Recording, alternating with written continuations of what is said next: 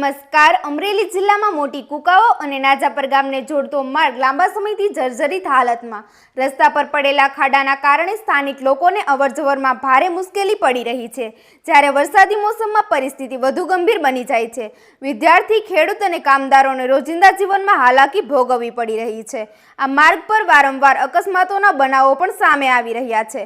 સ્થાનિક લોકો દ્વારા અનેક રજૂઆતો છતાં તંત્ર દ્વારા કોઈ અસરકારક પગલાં લેવામાં આવ્યા નથી, જેના કારણે લોકોમાં રોષ વ્યાપી રહ્યો છે. હવે ગ્રામજનો તાત્કાલિક માર્ગ મરામતની માંગ સાથે આંદોલનની ચેતવણી આપી રહ્યા છે. વધુ સમાચાર માટે જોડાયેલા રહો આરપી ગુજરાત ન્યૂઝ, રાજકોટ. જય સરદાર મિત્રો, અમારા મોટી કુકાઓ ગામ અને નાજાપર ગામને જોડતો રસ્તો છેલ્લા ઘણા વર્ષ ત્યાં જર્જરિત છે અને અત્યારે તો મોટા મોટા ખાડા પડી ગયેલા છે. અને આ રોડ 3 વર્ષ પહેલાં મંજૂર થયેલો હતો, પણ ભ્રષ્ટાચારી પાર્ટીના ભ્રષ્ટાચારમાં રોડ ખવાઈ ગયો છે.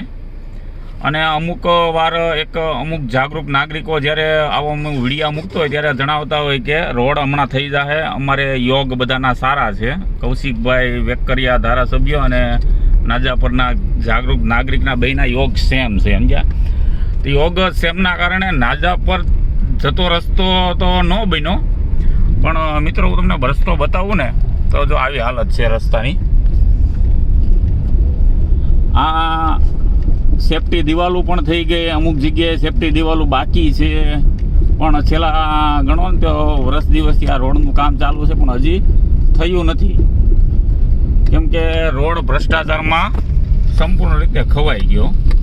એટલે જે નાજાપરના જે શ્રેષ્ઠ વ્યક્તિ છે ભાઈ જાગૃત નાગરિક કૌશિકભાઈ પાનસુરિયા, એને નમ્ર વિનંતી છે, હજી એકવાર માફી માગવા આવી પડે તો આવીશું હું તમ તારે, કાંઈ વાંધો નહીં. પણ આ રોડની માંગણી કૌશિકભાઈને કહો તાત્કાલિક કરાવે. હમણાં સ્થાનિક સ્વરાજ આવે છે, કૌશિકભાઈને આવવામાં તકલીફ પડશે અને તમારી પ્રસારમાં આવવા જવા માટે તકલીફ પડશે. તો સારો રસ્તો હોય તો ઓછા ટાઈમમાં આપણે જાજી મિટિંગો લઈ શકીએ.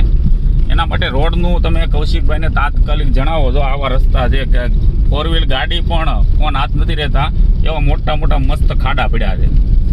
એટલે કૌશિકભાઈ પાનસુરિયાને જ્યારે આગળ પણ એકવાર માંગણી કરી ત્યારે એવું જણાવતા હતા ગામમાં કે હું માફી ભાવેશ સોજિત્રા મારી આવ્યો, મારા પગ પકડાને માફી માગી.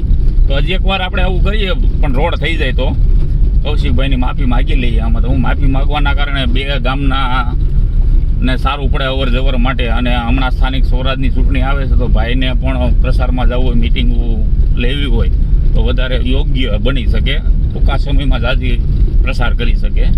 જો આવો રોડ છે મિત્રો, આ રોડની હાલત જુઓ તમે. આ છેલ્લા 1 વર્ષ થયા અને 3 વર્ષ પહેલાં તો આ મંજૂર થઈ ગયેલો રોડ છે, જે ભ્રષ્ટાચારમાં ખવાઈ ગયો પૂરેપૂરો રોડ.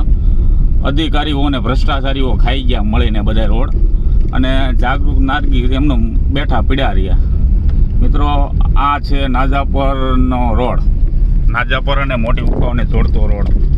આવનારા સમયની અંદર સ્થાનિક સ્વરાજની ચૂંટણી આવે પહેલાં તાત્કાલિક ધોરણે રોડ થઈ જાય અને કૌશિકભાઈ પાનસુરિયા એના યોગ્ય કૌશિકભાઈ ધારાસભ્યને રજૂઆત કરીને રોડ બની જાય તો સારું. સૌને મારા જય સરદાર, જય જવાન, જય કિસાન મિત્રો.